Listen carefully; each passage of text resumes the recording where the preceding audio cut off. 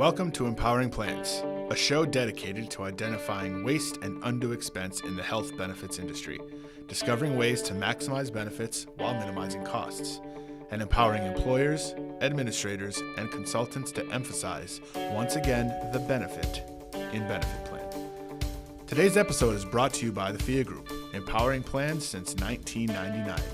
Now here are your hosts, the Phia Group's own CEO, Adam Russo, and Senior Vice President and General Counsel, Ron Peck. Hello, everybody, and welcome to another episode of the Phia Group's Empowering Plans. My name is Adam Russo. I'm CEO and co-founder of the Phia Group. With me, as always, except for the last time, and people weren't happy with that, with Brady as your replacement, Ron. Oh, come on. With me, as always, my good friend, our Senior VP, General Counsel, Ron Peck. Say hello, Ron. Hello, Ron. And you know what? I think we got to stop calling Brady a special guest. Why don't we just make him another co-host? He's like that guy in Happy Days where when they go through the cast at the start of the fonts. show, it always says also starring, and then it's the guy's name, except he's on every episode, and you wonder why they say that. That's him. He's not cousin starring. Oliver from the Brady Bunch. I think he has evolved just beyond that. He's more like Scrappy Doo. Was cousin? I thought he was. Is he cousin Oliver or was he adopted? I don't know what the story is. Maybe it's both. Maybe they adopted the cousin. His haircut, right? I swear, one of my wife's best friends has two kids. They literally have that same haircut where they put a bowl over your head and just cut around. Very convenient. It's a very easy haircut to have. Anyways, Happy New Year, everybody. We're excited about 2018. So today, what we decided to do was people seem to love our lightning rounds. Do we have any sound effects for that? Perfect. Nice job, Ron. You're welcome. What we want to talk about is what were the biggest stories in 2017? What are the big things that we expect to happen in 2018? It's as simple as that. So I'm going to open it up. Ron, take it away, brother. All right. Well, thank you for letting me go first because if I remember correctly, last time we did a lightning round, you stole all my ideas. I was left scraping the barrel. You had no ideas, I Ron. was down at the bottom. You were copying down our ideas. So one of the things that we really pride ourselves on at the Phia Group is coming up with creative solutions for different issues that face the industry, cost containment solutions, different product services. I still haven't heard anything relevant. Have you, Brady? Not yet. What scares me, and I think what was big in 2017 that I saw more and I expect to see more of in 2018, are that people get too creative for their own good. I think we saw a huge influx of services and products and ideas and methodologies in 2017 that we had never seen before. Changes to reference-based pricing, changes to how captives are run, changes to SPAGregate and level funding programs, medical tourism, overseas, right, drug purchasing. We started hearing about the Cayman Islands. All of these are really great efforts. I think any creative idea that leads to cost containment is worthwhile.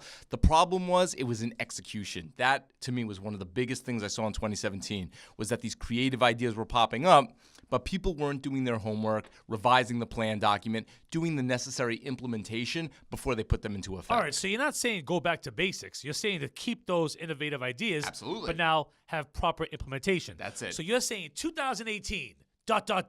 the year of implementing. Implement it. Implemented. That's what we're talking about. Trademark that, Adam. Not bad. Brady, thoughts? So Ron's I think wasn't that good, right? It wasn't. I'll try to make it better. Let's see Okay, what we can do. let's step it up. I think all the problems that Ron just sort of described from 2017, to me, the problem of execution stems from really the failure of legislation that we didn't have last year. The biggest story for me politically was the failure to repeal and replace. You had the House pass a health care bill. The Senate almost passed one, came down to one vote, and didn't pass one. And so you saw basically no action on drug prices, no action on true repeal and replace. I think that's caused a lot of plans to try to implement these new strategies to contain costs on their own, and they've tripped up a bit. So I think we can look for 2018 to see some kind of action from Congress. We've already seen some late in the year on this repealing the mandate, but I think you'll see much more action on that in 2018. You took a little bit of my thunder there. I believe the biggest story that no one's talking about is getting rid of that individual mandate. I think that is massive. It's not the same as the employer mandate, but that individual mandate, not knowing what's going to happen in that regard, I look at our plan as maybe not being the right example, but Pat, for example, young, good-looking producer. He's right here. He's single. He's going out on a Friday night. Now, he has really good health insurance at a really low cost. But if Pat was at a regular company and they say, you know what, you don't have to purchase health insurance anymore. See you later. You're not going to be penalized anymore. And Pat has now, he's paying every 2 weeks, he's paying $200 for health insurance. That's $400 a month. That's a lot of drinking money. Pat, do you like to drink? He's shaking his head, yes. He drinks in excess. Fine. So $400 every 2 weeks, that's like 5 or 6 handles of, Crown Royal. I mean, that's big money. Sure is. Wouldn't he rather just take that money and have it for spending cash to buy whatever it is he does on the weekends, or pay for health benefits where you still have an out-of-pocket deductible of $2,000, and you're saying to yourself, I don't get sick. Why do I have to buy health insurance? What's the point? My concern is, it really bothers me, and I'm noticing there's not that much activity on this on social media. I'm not hearing about it a lot, and I really believe that's why the purpose of our webinar that we're plugging again now next week, one of the big things I'm noticing is if all the Pats of the world drop their employer-based coverage and only the sick, old, frail people like Ron remain on the plan. I need your money, Pat. Stay in the pool, buddy. What happens? If we don't have Pat's money coming in, we still got to pay for Ron's sicknesses, and there's so many. Thank you. Yeah. So we have no one to subsidize Ron's sickness. It's one of the problems, I think, and we'll talk about this in the webinar, but I think people mostly feel this is impacting the individual market only.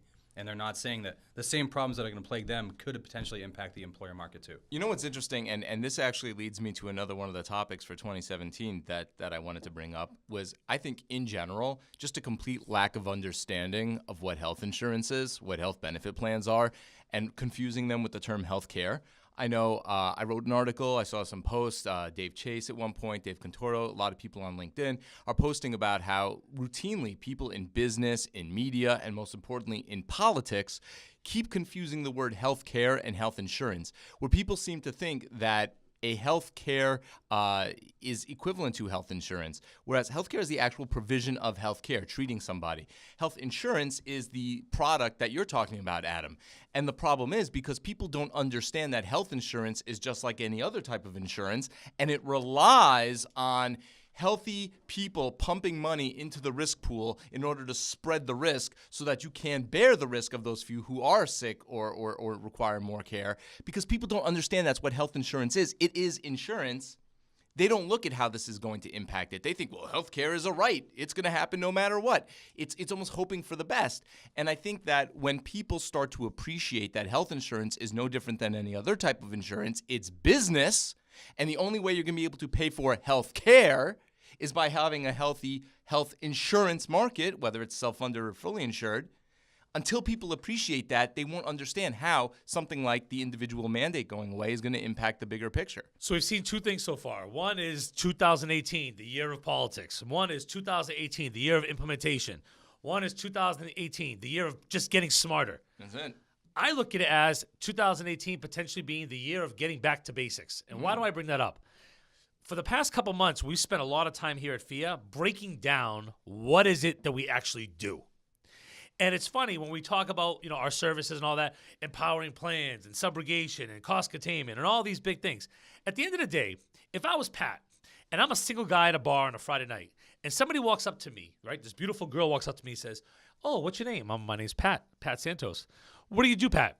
And Pat says, "Oh, I work for a company where we empower plans and reduce the cost of healthcare through subrogation." Subrogation, plan document. That girl has walked away by the time the word subrogation ends. She ran away. Oh, man. So what we did was, for the past few months, is we said, what is our purpose? It's like an enlightening moment, right? When you're like walking up a hill, you get to the top of the mountain, and you sit there and go, why am I on this earth? What is our company's purpose? Well, before you have a purpose, you need to know what is the problem. And what we figured out, and I'm going to read to you exactly what we identified. And if anyone has thoughts on this, please email us, text us, whatever.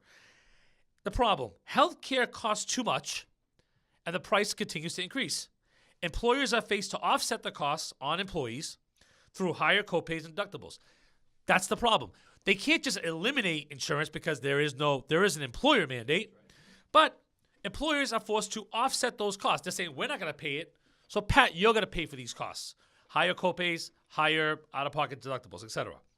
What is our purpose? And this is where Pat talks to that beautiful girl at the bar and says, the purpose of our company is to make health benefits affordable for employees and employers, for people, for everyday people. And why is this our purpose? And this is where Pat gets a second date, right? Or that first date. That's for sure. Because hardworking Americans deserve access to high-quality, affordable health care. Who doesn't want that? Who doesn't want to work for a company that has that as its mission? The purpose is, let's get back to basics. We have a problem now. Employers are forced to still offer health benefits. They want to offer health benefits for a variety of reasons. The market's good. The economy's good. It's hard to find good employment because all the jobs are taken. Any new jobs that come out there, obviously the people are just jumping for them if they're good, high-paying jobs. Employers are offering vast benefits, right? But the problem is they're getting more expensive. So what we do here is help people lower that cost. We got to bring it back to basics. If they are ready for that advanced level self-funding where we could do implementation, great. But there are still so many people, there are so many brokers, there are so many employers who still believe the only way to lower their overall costs for healthcare is to offset it to PAT. And that's what needs to change, what we need to do here at this organization. You know, Adam, what I like about what you just brought up is that I think that ties very much into the topics that we've brought up as being issues in 2017 that we think need to be resolved in 2018. Examples being, one way to reduce the cost of the health benefits so that these employers can offer maximum benefits for minimal costs is by creating or adopting innovative, creative cost containment programs, but not dropping the ball. You know, I was watching football this weekend, and they were showing clips of these guys who were running for the end zone. They were one step away from their touchdown, and they celebrate too early, and they drop the ball. They drop the ball, and what do? They start dancing before they get into the end zone. That's what I think happens with a lot of our plans and our friends in this industry, is they come up with a great idea to contain costs, but then before it's fully implemented, they start executing it. They celebrate too soon. So if they can shore that up and implement one of the things we talked about, I think they'll be able to contain costs and reduce the cost of those health benefits for their employees. Another thing, pay attention to politics. Don't just trust somebody else to do it for you, and plan ahead. That'll enable you to reduce the cost of benefits. And very important to what Adam talked about, appreciate the fact that health benefit plans and health insurance in general is a business, and you need to figure out ways to keep those healthy PATs on your plan, even if they're not required to do so. Yeah, I think that's a great idea, Ron. And I think back to basics to me also means you can't trust that the government's going to help us in this quest to lower costs, right? What? Because, right, who knew? They dropped the ball already. They drop the ball every time they're in the end zone. And so I think now you're going to see next year, you're going to see states step up with their own ideas, states like Massachusetts. They're going to say, hey, you know, the crunch is on us, too, to come up with ways to save money. So you're going to see them have their own mandates. You'll see them look for their own ways to lower costs, to negotiate with drug manufacturers, maybe even to implement some kind of RBP program at the state level. So we'll be watching to see those going forward as well. But also, back to basics to me means doing a review of your plan doc again. Make sure that you have the latest, best language in there, your handbook. Make sure you have clarity on what's being offered and what's not being offered. My biggest concern still sticks to this whole idea of this individual mandate. It's killing me. I'm not going to lie to you. As a business owner of the Phia Group, I see everyone benefiting. I see all these companies doing great. I see taxes going down, all this great stuff. What out there right now exists, with all due respect to plan doc reviews, with all due respect to implementation, what are we doing, if anything? What can we do to keep Pat on the plan? At the end of the day, every company out there is not like us. I mean, our health benefit plan, I think Pat pays $150 a month for health insurance, for the best health insurance you can buy. Yeah. It's cheap. He'll pay you $150. It's worth it. But the normal person at a normal employer, a typical employer, pays $600 a month for health insurance out of their pocket. Why would he continue to pay $600 a month if he's not sick? That's the problem I see. How are we going to fix that issue? I really believe, and maybe you guys all know me, I am an optimistic person. This, to me, is a pessimistic view that scares me every single day. I'm thinking to myself, all these companies, all these benefits, if you're a 25-year-old kid, why are you keeping your health plan? Adam, we do subrogation here, correct? And the majority of the cases we handle are the result of what kind of accident or incident? Motor vehicle accident. And we are trying to get money from the auto insurance on behalf of the health plan. In states where auto insurance is mandatory, This one. everybody, when we have these cases, we go, reach out, we get the Get insurance. recoveries. But in the one or two states where auto insurance is not mandatory, there are drivers who are having accidents and don't have auto insurance. Right.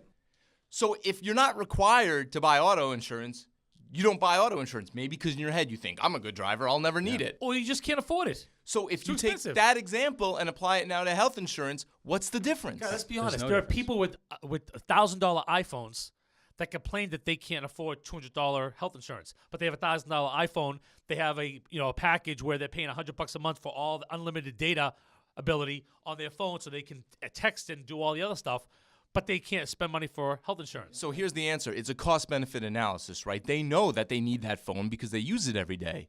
But for a healthy individual who's paying for health insurance, let's say it's much cheaper than that iPhone, it's still not worth it because unlike the phone, they don't use it every day. And maybe they're right that a majority of the money they put into the pool ends up paying for somebody else's care, which really raises two questions. One, do people feel it's a worthwhile purchase if it means helping pay for somebody else's health care? Is that an attitude we need to promote, that you're helping other people by buying health insurance? And two, do we need to scare people like Pat straight that, yeah, maybe you don't have a chronic disease, but you know what it maybe would you do, cost? Pat. Yeah, Maybe you you never do. know, You right? never know. Or what You don't happens, know about it. What happens if you're going out on this date with this woman you met at the bar, right? And you're getting all fancy. You put on your nice new shoes with the leather soles. You walk outside. It's Boston. You slip on some ice and you break both of your legs. You didn't see that coming. And if you don't have insurance, what's that going to cost you? I think the problem is, and again, maybe this is that issue of transparency, people don't realize how expensive healthcare is Until I need it. until they need it. Right. And as a result, because people don't know how expensive healthcare is, they don't appreciate how valuable health insurance would be. And I think in the same context you rose with with car insurance, Ron, it's about price and about, I wouldn't call it scaring employees, but educating them, saying, hey, look, you may not think you need health insurance. You may feel like you're young and invincible, but when you go outside and break your leg, then you're in a whole world of trouble. So if you can keep costs down to a reasonable level that Pat can actually stomach, and tell him, hey, you may not think you need health care, but here's why you do. Here's why it's smart to get preventive care. And here's why if you take care of yourself in your 20s and your 30s, you'll require less care overall. That's what we have to focus on. Well, I guess we're going to see over the course of this year and next what happens, what if the behaviors do change for these millennials. We'll have to wait and see. But that's all the time we have today, folks. On behalf of Brady, Ron, and myself, thank you for dialing in. Thank you for tuning in. And again, thank you for empowering your plans.